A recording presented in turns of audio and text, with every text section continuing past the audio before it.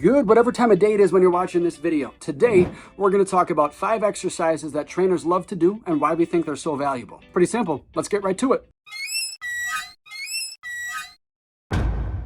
But today we're talking about the overhead carry. If you see me with the client, chances are I'm doing this exercise with them, or I'm improving their ability to do this exercise. The overhead carry is a little bit different from the rest in that it involves a whole lot more muscle and a whole lot more dynamic stabilization of multiple joints throughout the body. Number one, we got to stabilize the shoulder and maintain neutral shoulder position, which is down and back. We don't want to be shrugged up to our ear. We don't want rounding and falling forward. We want that shoulder down and back while we're moving.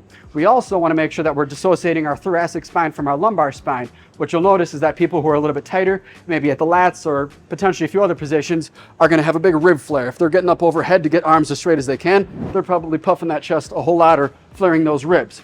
Not great for your spine under load. So our goal is to bring those ribs down, maintain neutral spine position, which is basically stacking our dots, or if my ribs are a bowl here above my hips, I want those bowls making a sphere, not opening or closing one way or the other, anterior versus posterior pelvic tilt. So there's a lot of nuance there that needs to be done right, which means that this is a valuable exercise if you can do it correctly. Long story short, the overhead carry is an awesome exercise if you want to build strong, stable arms, if you want to build a strong and stable core, and heck, if you want to build strong legs, you could walk upstairs while doing this exercise, and then I can't think of a muscle in your body you're not working. So this is a really good exercise to get good with. My goal is typically to get someone to go 45 seconds with that weight. Whatever weight they're using, if they can walk with it with good form for 45 seconds, they're doing well. And then maybe that's when we start to progress the weight.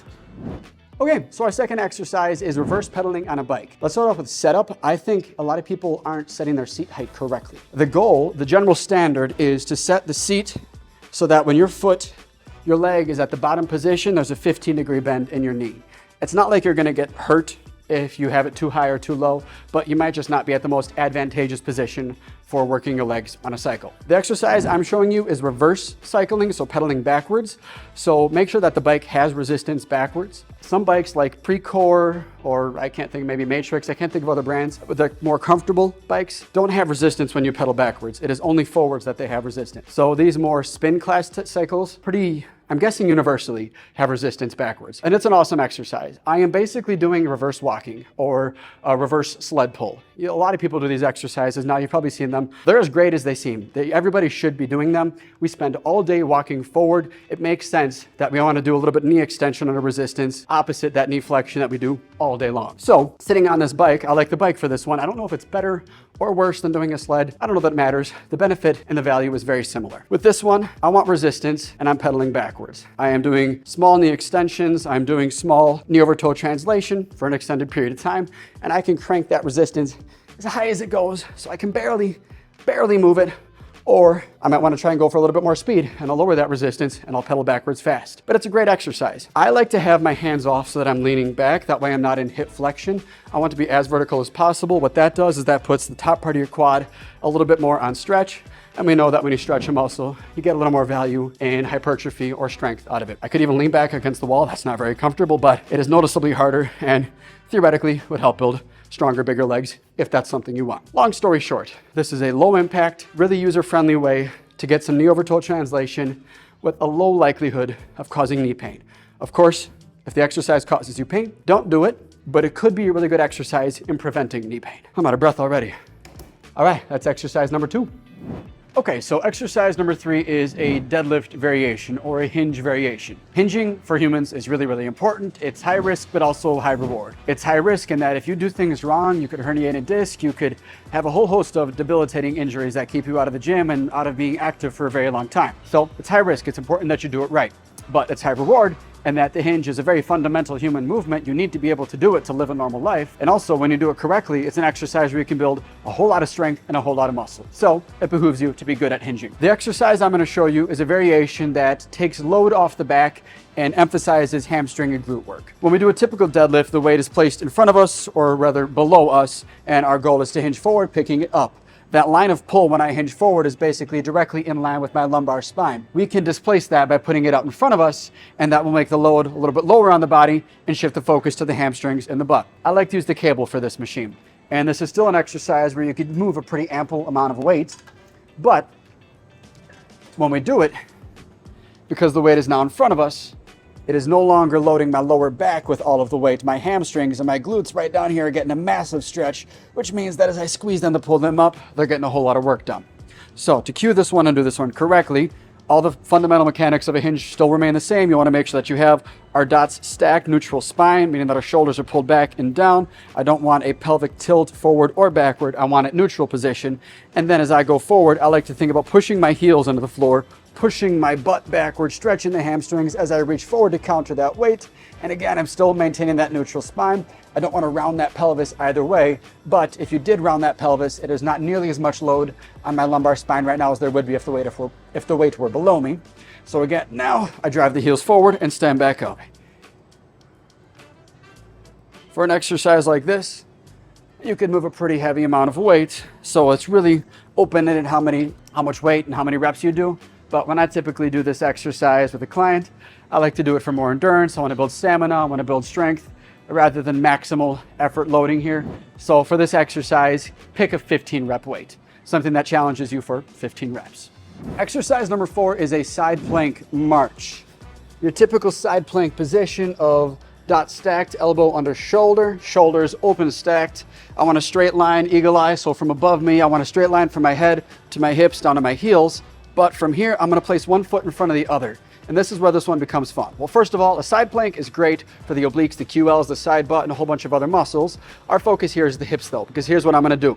It is a side plank march. From this position, I'll bring one leg forward slowly, then I'll place that foot back down. Once that foot's down, I'm gonna bring the other leg up and march. And we're going back and forth, real slow, whole lot of control. This position right here is called a Copenhagen plank, and this is working that inner thigh, those adductor muscles. Phenomenal exercise and a really hard one to do. And this one allows us to march and walk through it, dynamically stabilizing the outside of the bottom leg and the inside of the top leg. Oh boy, I'm down for what, like 30 seconds? That's a really good exercise. A whole lot of value in it, and if I were to do something like that, the goal would be time-based or rep-based. Endurance-wise, you want to try to go for as long as you can. So ideally it'd be at least 30 seconds on one side, 30 seconds on the other, or maybe 10 to 20 steps on one side before switching to the other side.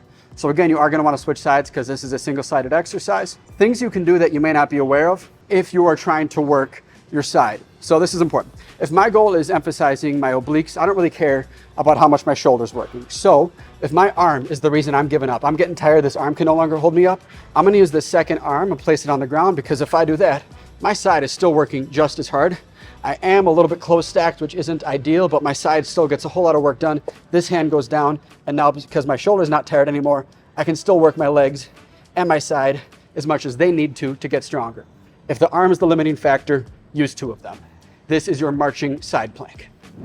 Okay, so our final exercise here, number 5, is a kneel to stand or a sit to stand. And these 2 variations of something fairly similar are very practical and very good exercises for a multitude of reasons. One of the reasons being there's kind of infinite load that you could do with them. You could make these exercises really heavy and get very strong. Or you could work on more of an endurance perspective, where you're gonna try to do as many reps as you can, making it really easy to use your own body weight.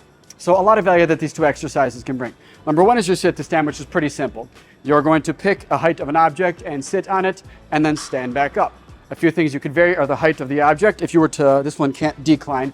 If I were to pick an object that is lower, my goal would then be to sit down lower and then stand back up from that point. And it's going to help build your strength through that range of motion. Something that people might get wrong if they're not too strong with their legs are a bit of a plop and falling backward. And our goal is to work on not plopping. So sit to stand. Besides range of motion, you just grab something heavier. Maybe it's a barbell on your back, maybe it's a dumbbell in each hand, or a dumbbell or goblet up in goblet position, dumbbell or kettlebell up in goblet position. That's your sit to stand. The kneel to stand. Very practical in that it's important to be able to get up off the ground with ease. You've probably heard of the relationship between your ability to get off the ground and longevity. Easier it is for you to get up off the ground from laying, from kneeling, from whatever, the higher likelihood that you're going to live a lot longer. So it's important to be good at it. Whether it be directly related or indirectly related, it's good to be able to get up off the ground, obviously. So kneel to stand. We're from a dead stop position. There's no momentum I can use. I'm gonna bring one foot forward and stand up. I'm gonna alternate which leg is bringing me up off the ground. I like this from a hip mobility perspective. Some of us might have a difficult time swinging that leg around. Our foot's getting caught, maybe we're dragging it straight forward. A lot of different ways you can work through this one to work on that hip flexibility and strength all in one. And again, I could have a barbell on my back. I could have a dumbbell out in front of me. I could have weights at my sides. kneel to stand, and sit to stand are very practical and good exercises to do. All right, y'all. By no means is that an exhaustive list of every great exercise there is out there. I'm not going to say that these are better or worse than any others. That's just more assets to add to your tool belt. I also don't want to speak for every trainer and say that we're all doing these. We're probably not, but I know that at my team, at my gym, these are a lot of the exercises we like to do because they're really good exercises. So a lot of people would benefit from them. If you have ideas or want more videos like this about other exercises that we like to put people through, comment that below. Otherwise, if you got a family or friend who you think might benefit from learning some of these exercises, send it to them. Give us some feedback. We love the feedback. Thank you and have a good day.